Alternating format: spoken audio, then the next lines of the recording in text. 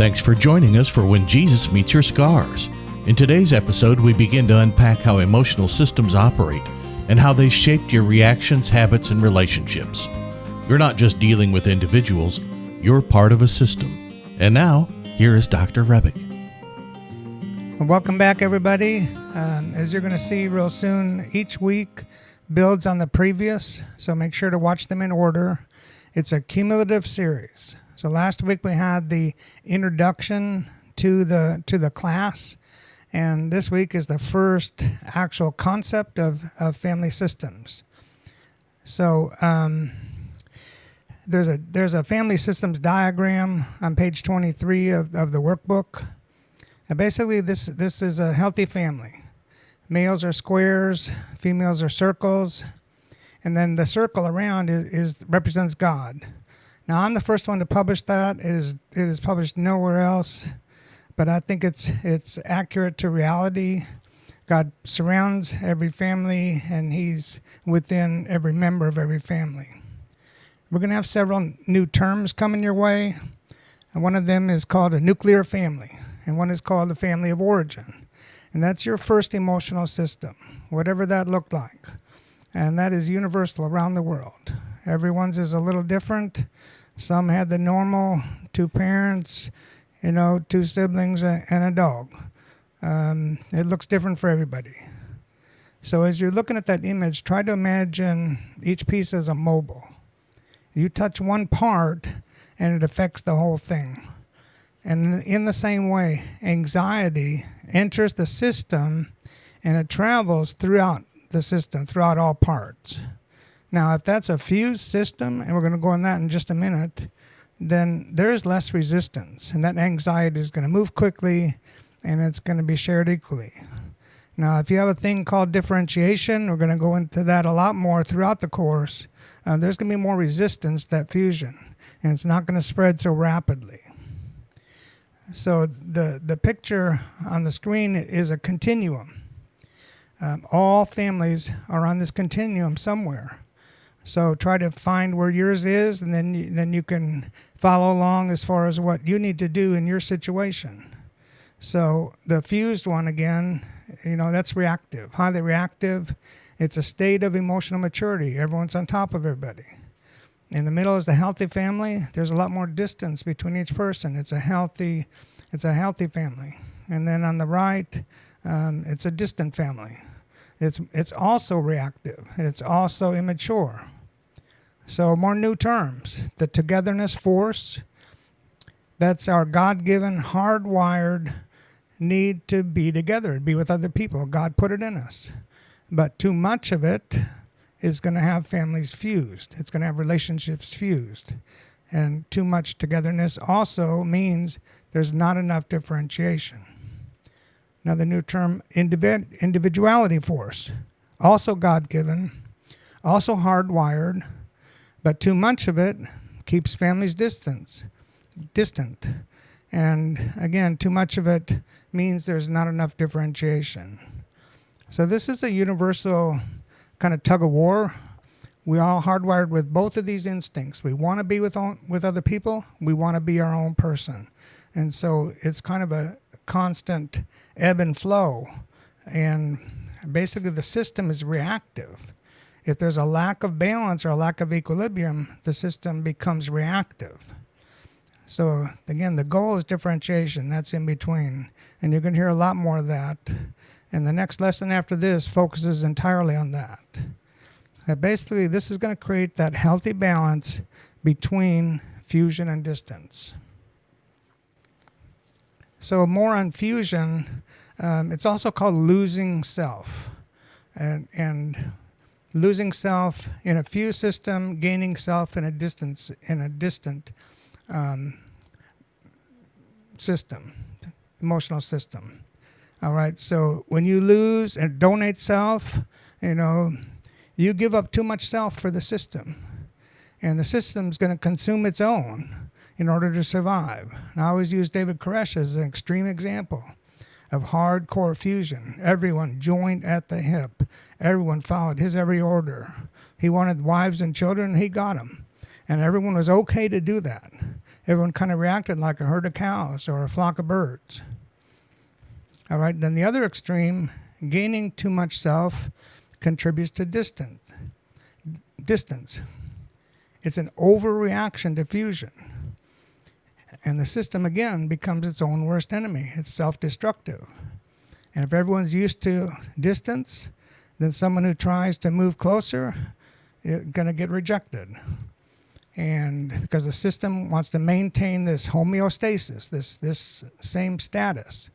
And that can contribute to people becoming lone wolves. You've heard of lone wolf Christians. Who needs a church? Who needs other Christians? All right, so systems teaches us a healthy versus an unhealthy balance of togetherness and individuality. And then again, the solution and the balance is found in differentiation. So you're going to hear that word a lot. I always tell students, meet your new best friend. So on page 26 in the workbook, today's fused politics might be a perfect example of fusion, just like the Hatfields and McCoys, but on a national level, sadly involving real bloodshed and violence. And basically, it's become us versus them. You're with us or against us. You cannot agree to one single point that the other side has, because we're going to reject you. You have to agree with everything 100% on down the line, and no resistance. And the problem is that the whole country suffers. We're divided right down the middle, just like the modern Civil War. So 2 types of anxiety. Acute, that's a traumatic event, and chronic, that's the accumulation of anxiety from multiple events. And the problem is most of us can establish bad habits early on. We're trying to manage that stress. We're getting this trauma, we're getting these events, they're disturbing us, we don't know what to do with them, so we do the best we can, whatever that looks like.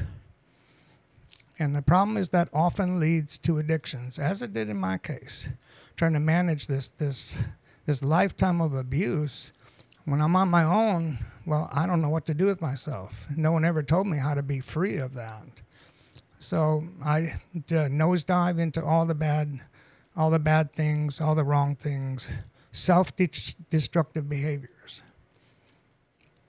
And I'm trying to fix too much of what went wrong.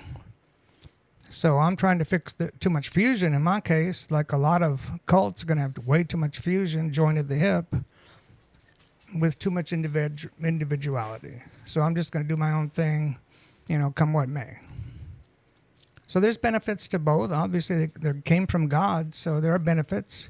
A healthy emotional system gives you a sense of belonging, a sense of identity, a place to call home. But if it's fused, it's going to be unhealthy, and it's going to hold people back. Like the picture of the penguins.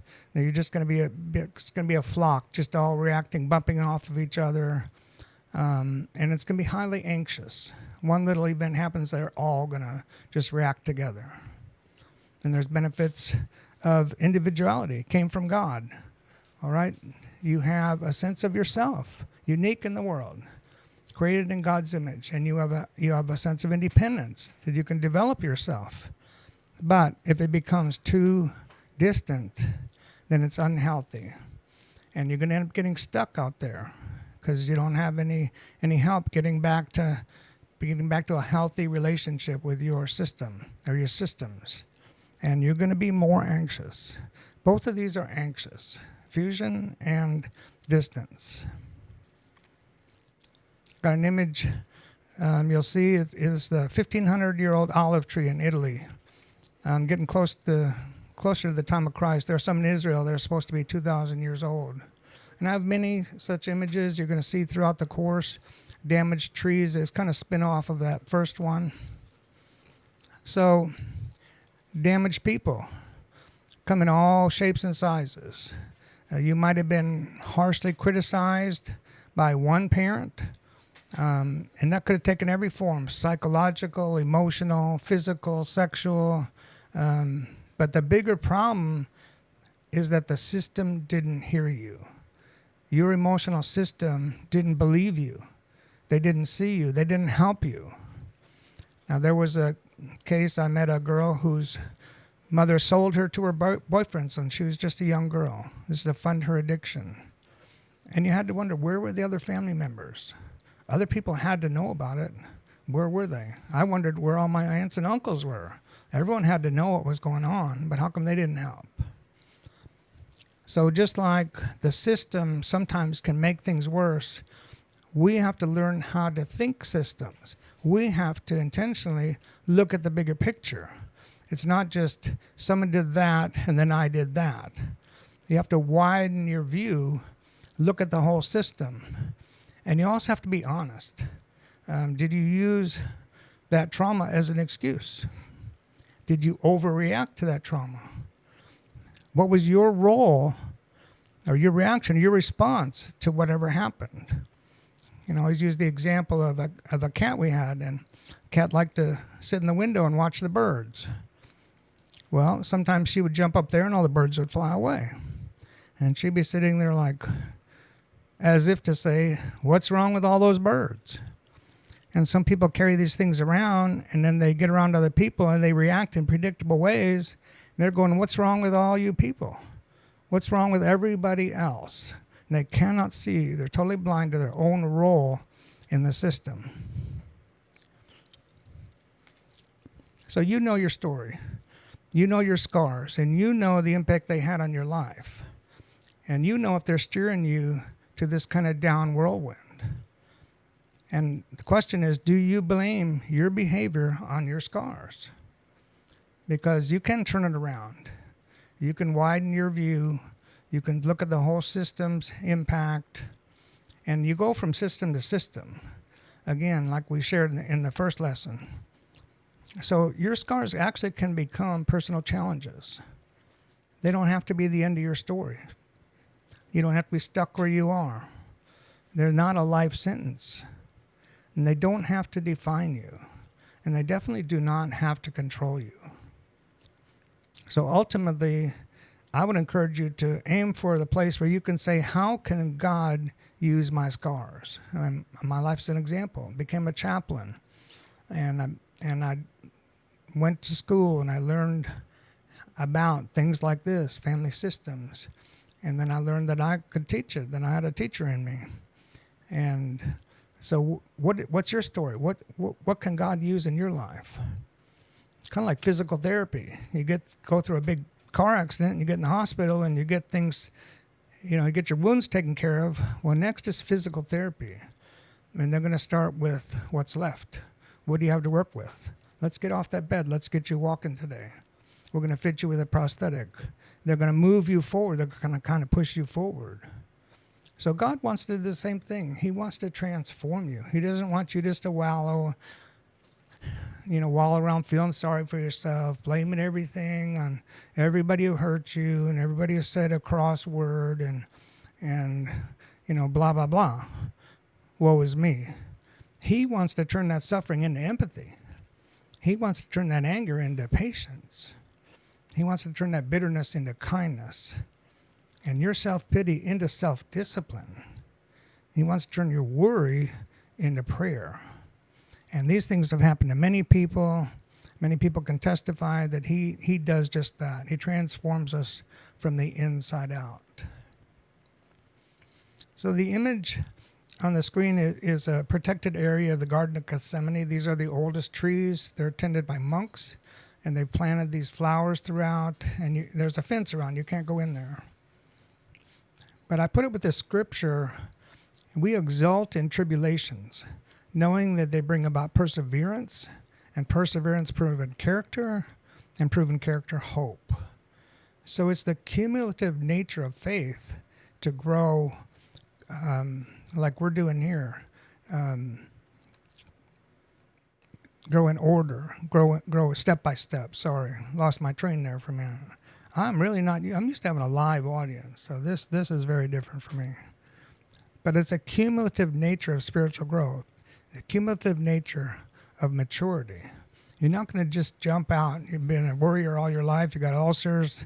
You're not just going to jump into a prayer life. It's going to be step by step. You're going to have to make some sacrifices. You're going to have a lot of honesty. You're going to have to work at it. And The good news is you can overcome that old nature. You can overcome all those bad habits because you have resources, you have strength, and you have help, and you have hope. And when you're ready to break those old habits, when you're ready to forge new habits, God is right there with you, ready to help you. Another view of the Garden of Gethsemane, and another verse showing the same thing, cumulative growth. In faith, supply moral excellence. In moral excellence, knowledge. In knowledge, self-control, a central concept of family systems, central concept of the fruit of the Spirit. In self-control, perseverance. We just talked about that. And in perseverance, godliness. And in godliness, brotherly kindness. And brotherly kindness, love. So you don't come off the streets to being brotherly kind, brother kindness. And again, cumulative nature, it's a parallel process to emotional maturity. And they go hand in hand. Spiritual maturity and emotional maturity go hand in hand. You really can't have one without the other. And the heart of it is self-control. From Galatians 5:22, one of the fruits of the Spirit. It's the goal of systems. It's the goal of spiritual maturity. It's an active pursuit. And it's also evidence of the fruit of the Spirit in your life. It's hard work. It's a process. It's not a gift of the Spirit. This is something you put your nose to the grinder. But you know what? You can do it. No matter how out of control you've been, you can do it. A quote from page 30 in your book. You have a deep pain in your heart, a pain that is truly yours. You realize now that you can't avoid, ignore, or push it away. This pain shows you how you are meant to live in connection with the brokenness of humanity. From Henry Nouwen. A lot of you are familiar with him. Great writer. So that's the basics of the first concept of family systems theory, that we're all part of systems. We all have some. So how would you place your family of origin? These are the reflection questions. Are they fused? Are you fused? Is it healthy? Is it distant? Place yourself on there, and then you know where you need to go. And describe some of the differences of the emotional experience systems you've experienced, healthy to unhealthy. And when you think about them, you're going to start to see patterns. And when you start to see patterns, you know you're starting to think systems. And then you know where to go from there. When you realize what's happening, a lot of people kind of function, they never really take an honest look at themselves. They never really know why they do what they do, where it came from, what's causing it, what's driving it. And then discuss your role, behavior, or persona when you move from one system to another. You can be one way in one system and 100% different in another system. So be honest with yourself. I mean, you're not fooling anybody, right? It's you and God. Just be honest. So as always, we encourage you to discuss these lessons with your family and friends. Hopefully, both of you can follow along in the same book. Families on YouTube with the videos, and inmates on Pando with the app. Study, learn, and grow together. And next week's lesson is on differentiation, everyone's goal. This is the central concept of family systems. Take care, and we'll see you next time. That wraps up week 2. Emotional systems are all around us, but now you're learning how to recognize them. Keep reflecting, keep growing, and don't forget to get your workbook on Amazon using the ISBN on your screen. Thanks for watching, and we'll see you next time right here on When Jesus Meets Your Scars.